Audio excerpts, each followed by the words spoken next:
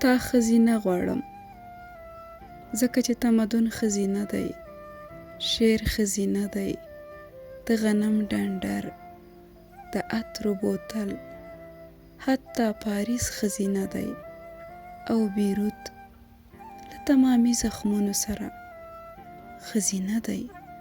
ستا د قسم وي په هغو چې غواړي شاعري وکړي، خزینه اوسه. ستا د قسم وي په هغو چې غواړي خدای وپیژني، خزینه اوسه. Akşam ölürüm, beni kimse tutamaz. Sen beni tutamazsın, yıldızlar tutamaz. Bir uçurum gibi düşerim gözlerinden, gözlerin.